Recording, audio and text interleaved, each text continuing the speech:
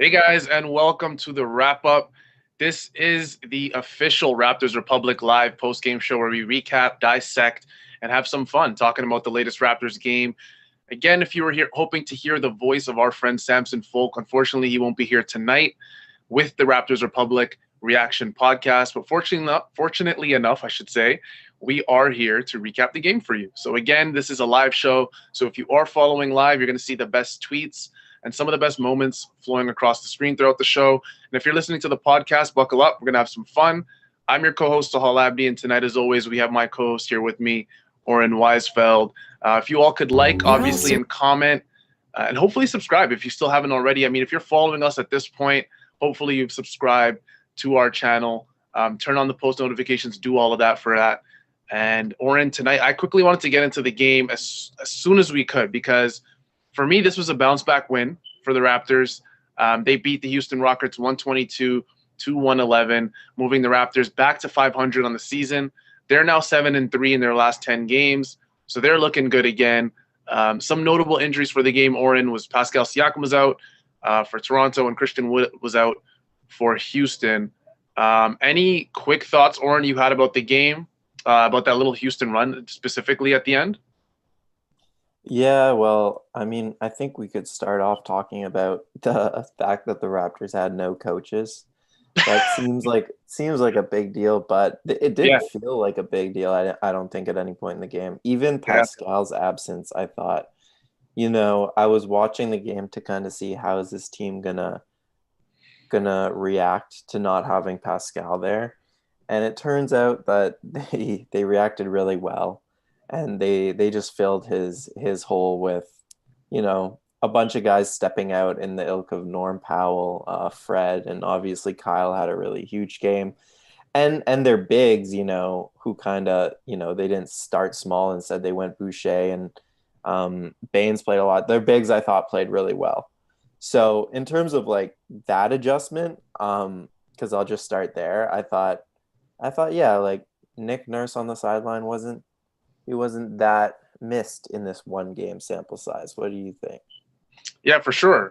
Oren mentioned it for you guys. Most of the Raptors coaching staff wasn't there for tonight. Nick Nurse was missing. Majority of the guys are missing. Sergio Scariolo, who's the assistant coach for Toronto, was named, I guess, the temporary head coach for tonight's game. He's a guy who I think has pretty good basketball pedigree. I mean, he's the Spain basketball head coach, the international head coach for Spain. He won gold in FIBA a couple years ago with them, Marc Gasol, and the rest of those guys. So, I mean, in terms of basketball minds, you can't really go wrong with the rest of Nick Nurse's staff. It was odd, honestly, Oren, looking at the bench and just seeing the majority of guys missing. I mean, guys are already, kind of using social distancing, but it just looked like, I mean, nobody was there really. Yeah. Again, Pascal Siakam did miss the game, so that was kind of odd as well.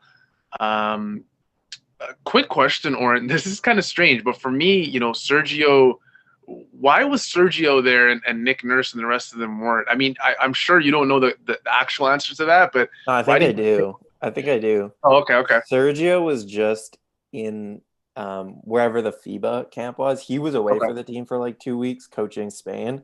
And then he just got back and he was quarantining, and they didn't know if he would finish his quarantine in time to get back to the basically this. But I guess he finished it just in time as the other coaches had to sit out. He finishes quarantine and now, which is weird because that means he was just like he had his mind on the Spanish national team for the last 2 weeks, and then he just got thrown into this situation, which must have been hard. But I thought he managed the rotation really, really well, Yeah.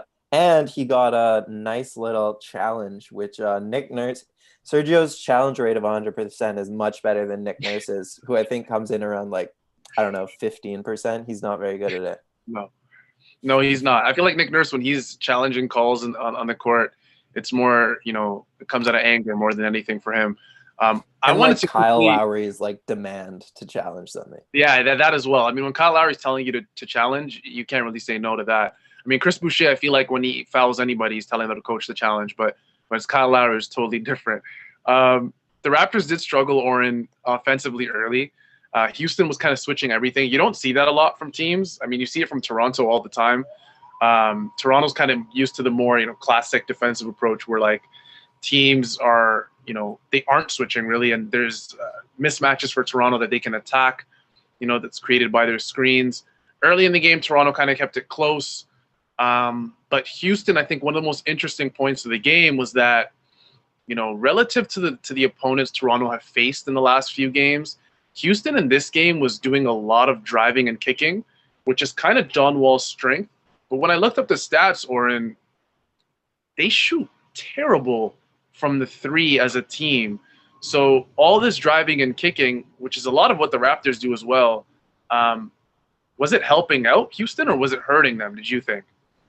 Yeah, so I don't know. It's a loaded question. Like both Yeah, teams played small. And yeah, so the paint was completely open for both teams to exploit. And so it was really a matter of who's going to like exploit it better. And I think Houston, yeah, like they said it on the broadcast, they shoot the worst percentage from three in the league. I think Toronto, like when you look at it from a pure like which team is more used to playing this style, that's Toronto's style. So for sure. Toronto really forced Houston into playing this drive and kick game. But if it was maybe just a drive and kick and a shot, then Houston would be comfortable. But Toronto's rotations after the first quarter for the rest of the game, they were just so much better than Houston's, and they won the battle in terms of making Houston swing it a few more times, drive again, swing to the point where they weren't getting the looks I don't think they wanted. And like in terms of the past opponents compared to Houston, to me it just felt like this team is not they I don't want to read too much into it, but it didn't feel good. It didn't feel like they liked playing together. It didn't feel like the body language was good. They only started really playing in the fourth quarter, I thought. The first three quarters, Houston was just kind of going through the motions, really. And Toronto, they just played, I thought, a better game from start to finish. Yeah, for sure. Like I said, they kept it close early. I mean, it was 31-30 in the first quarter, and I was kind of wondering why that was the case because Toronto didn't shoot well at all compared to the Rockets. And then I looked at the turnover column, and I realized once again the Raptors, forced a bunch of turnovers early, which kept them in the game. They forced 5 in the first quarter. And, this is a trend, Oren, we keep talking about with Toronto that since they've moved to that smaller lineup, they've become this turnover creating machine, which kind of keeps them in games where they shooting wise sometimes they don't have any business being in. So that was a plus for Toronto. Throughout the game, I think Oren, we both saw each backcourt kind of having success with John Wall and Victor Oladipo, who did really well in this game, and then Kyle Lowry and Van Vliet, who we'll get into later. They allowed, the Raptors allowed 59 points in the first half. I had to write that down because Houston, again, is not a good offensive team. They shoot, horribly from three. They're 27th in the league in shooting percentage this season, 23rd in shooting efficiency, 24th in field goal percentage, 30th in three-point percentage, and they don't, really assist the ball all that well. They're 25th in team assists per game. So this isn't a good offensive team. But they did have success early on in the season when Christian Wood was there. So I was kind of wondering, it can't just be Christian Wood. What really kind of, makes this team a competitive team? And it's their defense. I mean, they're 8th in opponent effective field goal percentage. They're 9th in shooting efficiency. This is a really good defensive team, Oren. They got guys like Daniel House, guys like PJ Tucker, John Wall, who even after his injury is still, I think, a formidable defender. Did you like what you saw from Houston, I guess, aside from the body language defensively on Toronto at points in the game, or do you just think they just don't have enough talent to kind of stay competitive with a team like Toronto? Yeah, I mean, like it was kind of interesting to watch because the teams played a pretty similar style in terms of like being 5 out and then kind of collapsing to the paint when someone drove. And I had the same thought at the beginning of the game, like, okay, if we're gonna play this style, you have John Wall and Victor Oladipo, who are great drivers, and the Raptors don't have a whole lot of drivers, right? Yeah.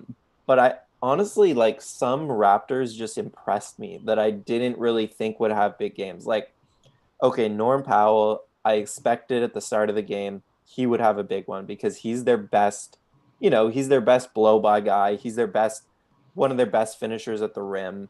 And he was doing that tonight. And he even had some playmaking pop tonight, which was kind of nice to see. He was just getting into the paint. And if he had a lane, he was attacking. And if not, he was passing out.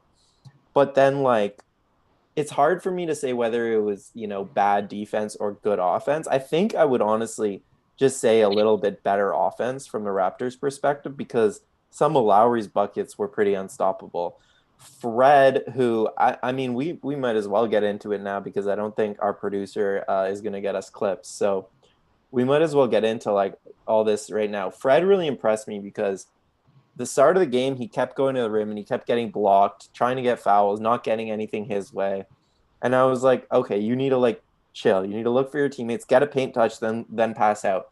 Yes. But he was just relentless in his attack of the rim. And he just eventually started getting calls, started getting finishes at the rim, started finding his teammates when they overhelped on him. And I was just really impressed because we don't think of Fred as a great, like, blow by guy who gets to the rim.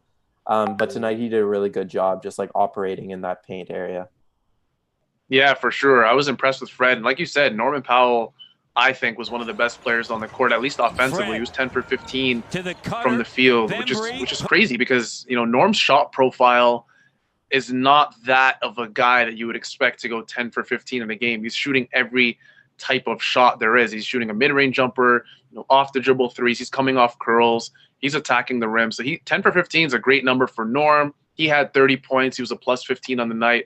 I was really impressed with him, especially in the first half. I mean, Toronto kind of looked for him more than anyone, I guess, other than Kyle Lowry offensively. Like I said, he was coming off a bunch of curls, having a lot of success off that. And one play, stood out to me, I think the most, Oren, was where he, the shot clock was winding down. I think there's maybe 2 or 3 seconds left, in the second quarter. And he ended up drawing a three-point foul on PJ Tucker, which sent him to the line for 3. And it was funny because PJ is a guy who's well known to Raptors fans, right? He's a guy that, he was here for his little stint. Every single Raptors fan alive wanted to re-sign him. Apparently, the story was that he took less money to go to Houston and play with James Harden.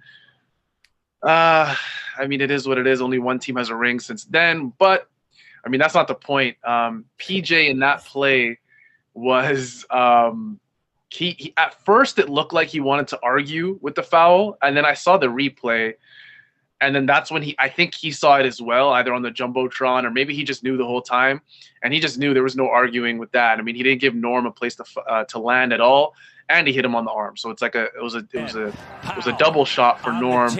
But I that stood out for me at least for Norman Powell. Who knows if he really meant to do that? I mean, he was just shooting that regardless with the shot clock winding down, but again, Norm has become that offensive guy for Toronto where, when Fred's not shooting the ball that well, he was 6 for 23 tonight. Norm is there, and Kyle, since he came back, has been having, one hell of an offensive showing. I wanted to talk a little bit about Kyle, Oren, because this is a guy who, I mean, let's just keep it 100. When this guy's on the court, he literally looks like the best player on the court by far. The offense runs smoothly. Defensively, there's a lot more communication. Kyle Lowry, I'm just going to quickly just leave it at that. What did you think about the game Kyle Lowry had tonight against Houston?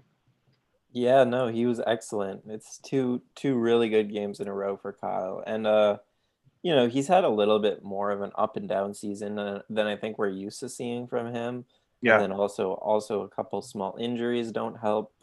But today was honestly a masterclass in terms of not even scoring. Like, he only took 9 shots, and he affected the game in so many of his, smart Kyle Lowry ways. And he was really the driver of success. When you look at, like, the plus minuses or just, like, the groups that got it done, the only groups that really struggled was when Fred was playing with bench lineups. And I mean, it's not surprising because there's just not a lot of offensive firepower on those bench lineups. But when Kyle's in the game, it's just different, man. It's different. And he's doing a really good job of finding guys like Norm Powell, finding OG Anunoby under the basket. Like, he just those guys are so much more successful when he's in the game because he's dictating the way the offense flows.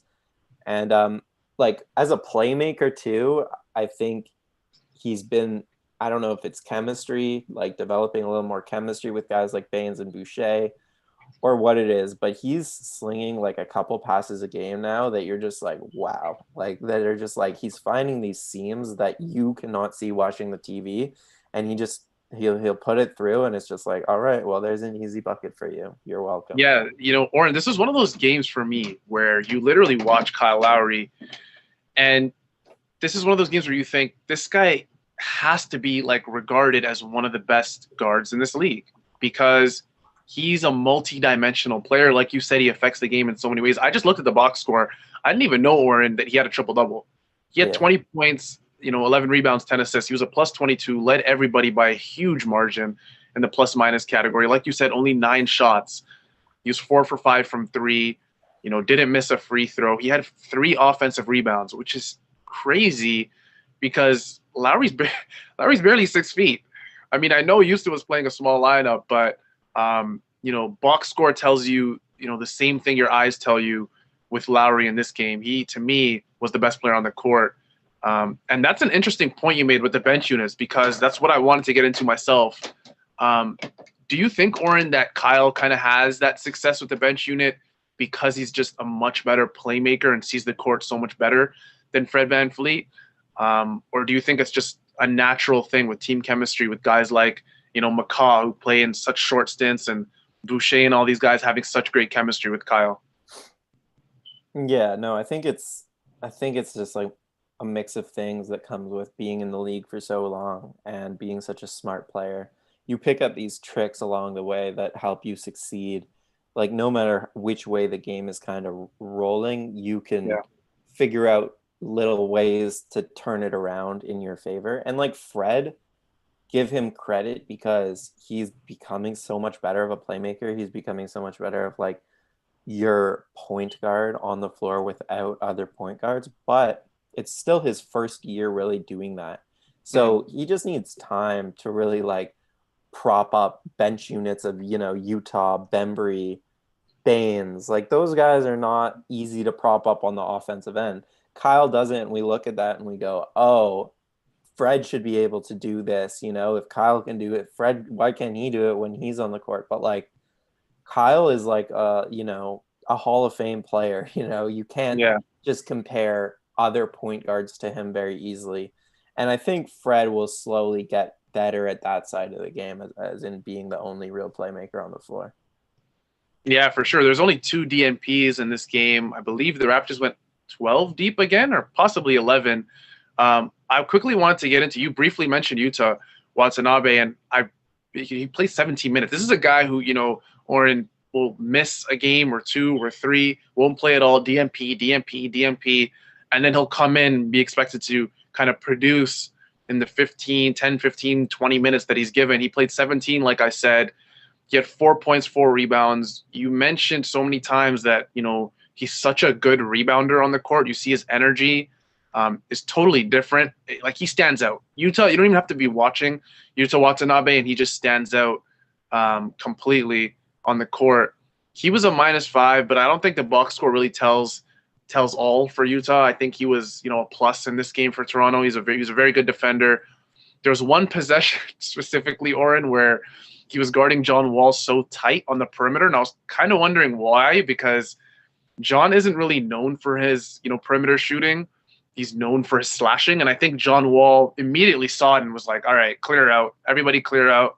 Took him on the elbow, easy drive for a lay.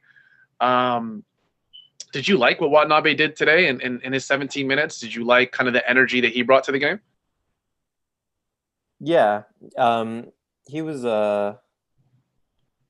what was the one play I'm thinking of? I don't know. He's it was kind of nice to see him because we haven't seen a lot of him since the dunk we do not mention. But like he's a really good rebounder, so I think he helps.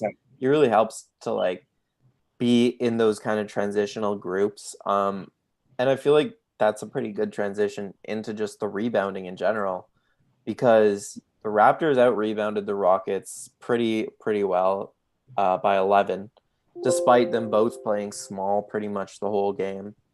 And that to me was kind of like a situation of one team is used to playing small and has kind of figured out a lot of the rebounding problems along the way this season. Like they started off as the worst rebounding team in the league, and slowly it's kind of crept up. Baines has done a better job defensive rebounding. Boucher's done a better job. They've done a better job as a group. And it's just like comes with experience of playing together and gang rebounding and making more of an effort to box out. Whereas the Rockets, they've played small a bit this season, but it hasn't been like nearly as much. Like they're not used to starting small until Wood got injured and they dropped Boogie, which was very recently. So the Rockets kind of, they have to figure some things out if they're going to play this small. Whereas it was just clear to me that the Raptors have figured some things out, like at least in terms of a rebounding and some other things. Like the other thing that the Raptors to me were clearly better at was like the defensive rotations after the initial collapse. Those two things are night and day compared to the beginning of this season for the Raptors. And it's just a matter of playing together. And, we freak out at the beginning of the season, but it's worth noting going forward here in future seasons that smart teams will figure things out. Yeah, for sure. Smart teams do figure things out. You mentioned the rebounding advantage that Toronto had. It was 48-37. Some other advantages Toronto had. They shot 7 more free throws than Houston, attacking the rim a little bit more. And oddly enough, Fred had 8 free throw attempts. Yeah, which was good because again he went 6 for 23. So you want to see, Fred engaged in the game. Toronto, like I said, shot 27 free throws. Oren, they made 26. They missed a single free throw on the night, which was really good. They took advantage of getting to the line. They also shot 39% from 3. And again, I hate to mention it for Houston, but in this game, they shot 47 threes and they only made 16 of them. That's 34%, which is right around their season average of 33%, which is last in the league. I don't know, if that was by design. I don't know if, again, this wasn't a game for Toronto where there was a guy on the other end, Oren, that had to be double teamed like a Giannis or an Embiid, or any really guard that really posed, massive matchup problems for them. That leads me, Oren, to my favorite. I have a favorite segment and then I have a second favorite segment, but I'll get to my favorite segment, which is the opposing GM segment. You are Oren, Houston's opposing GM. You have a bunch of expiring contracts for Houston this year. You have Victor Oladipo. You have Ben McLemore. DeMarcus Cousins was just waived by Houston, so you don't got to worry about him anymore. And then you have a guy like David Nwaba, who during the game, again, was very weird because he was getting into it with Kyle Lowry at times. But he's looked at as kind of like a 3-and-D guy, I guess, for Houston. Your core guys you're looking at, Oren, for this team, at least contract-wise, are John Wall, Christian Wood, Eric Gordon, Jayshawn Tate, and Daniel House. You have a brand-new head coach in Steven Silas, highly respected around the league. He's seen it all. He's been an assistant coach, by the way, for 20 seasons, or 19 of the last 20 seasons. The only season he wasn't, he was an NBA scout. So this guy's seen it all. What I'm getting at, Oren, is what route do you take with this team roster-wise? Do you kind of build it year by year with a similar core? Something the Suns, Timberwolves, Kings have been at least trying for the last decade. Do you try and get rid of all the pricey vets there, the John Walls, Oladipo, eventually you get rid of him? Do you just do a full-out tank job? Or do you become buyers in the market? Do you kind of add to what you already have in the upcoming trade deadline and in free agency? What do you do if you're Houston? Because I feel like I don't even know if their fans know kind of what the organizational route is, what the future holds for this team. What's your opinion on what Houston should do? All right. Well, I think what they should do and what they're going to do is kind of different because they have a bunch of nerds in their front office. And so I think they're going to trade off everyone and get as many first round picks as they can. Like I think Oladipo at least. John Wall is an easy person to trade, but Oladipo, I think they're just going to try to trade for whatever picks they can get. and I think they're going to try to burn it to the ground. Tucker, Gordon, all those guys. I'm not sure that's what I would do, just because they have some really nice pieces, and they could probably like do kind of like a short rebuild, um, and kind of be back because like Oladipo's not old. Yeah. Christian Wood is not old. Those guys are entering their prime. So like what I would probably do is go like the Tucker Gordon route, sell off those guys and try to compete in the near future in a couple of years from now. But I think they're in for kind of a longer rebuild. Just based on kind of the future or sorry, the past of that front office and also like what they did in the Harden trade. Like we don't know exactly what happened, but but it seems like they chose picks over Ben Simmons. And if you're going to choose picks over Ben Simmons, that shows that you're in it for the long run. Yeah, for sure. I was looking at some of their contracts. Eric Gordon, that's a mess. Like, that's a total mess. Christian Wood, at least, is probably one of the better contracts in the league, if not the best contract in the league. I think he signed a 3 or 41. But let's move on because, this is a Raptors post-game live show, not a Houston Rockets post-game live show.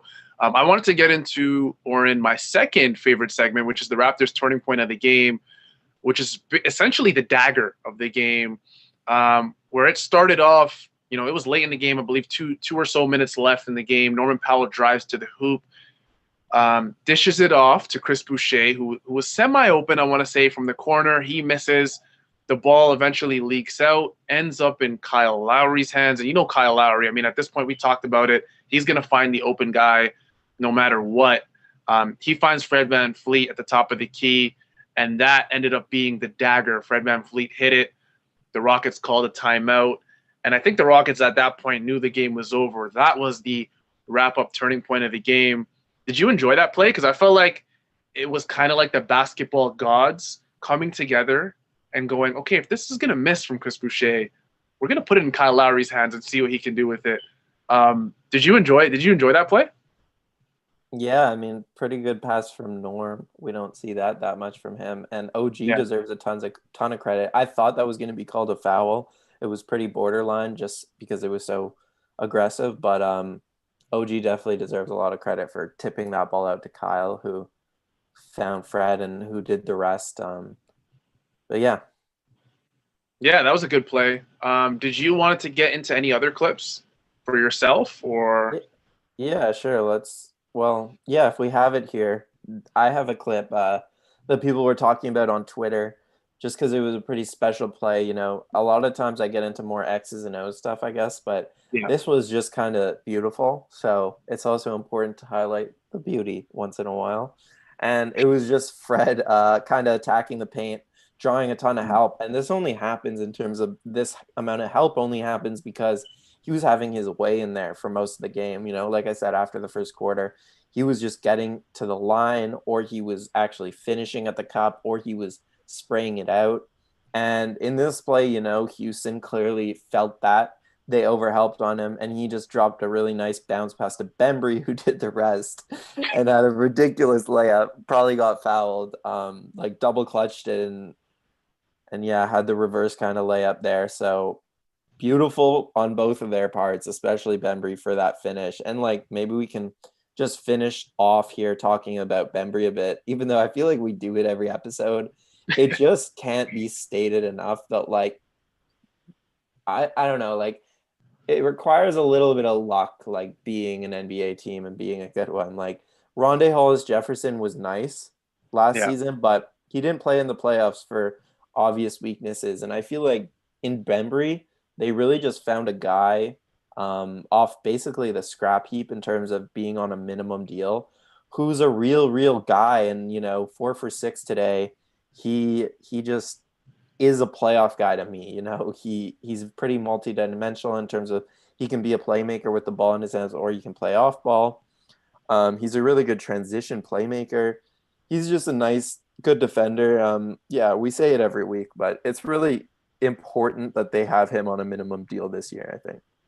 Yeah, Bembry is one of those guys that every single game, it just looks like he belongs. And I'm happy he's kind of carved out his role as a role player. One more Oren role player I want to mention before we wrap it up is quickly Aaron Baines. I feel like, he, like we said, has been up and down all season, but he gave Toronto really good minutes tonight. His size advantage over almost every Rocket player was nice to see, because he's usually the guy that's smaller in that front court for at least the last few games we've seen versus Bam and Giannis and Embiid. So it was good to see him kind of, do well in that aspect. I think he played 15 minutes, if I'm not mistaken. He had 9 points and 6 rebounds, which is exactly what you want from Aaron Baines. He also shot 50% from the field. So he's another guy that contributed to the win. And for us, guys, that's going to wrap it up for tonight. This was the wrap-up. We appreciate all the live viewers on Twitter, YouTube, and obviously our podcast listeners for tonight. Before we do finish off, we want to quickly thank our sponsor, Arif Qureshi from Remax, for supporting the show. Arif specializes in investments, rentals, luxury homes, and so much more. His details are at the bottom of the screen as per usual. And again, this was the wrap-up, your Raptors Republic official post-game live show, where your Raptors came up with a bounce-back win versus the Houston Rockets, 122-111. I'm your co-host, Sahal Abdi, again here with Oren Weisfeld.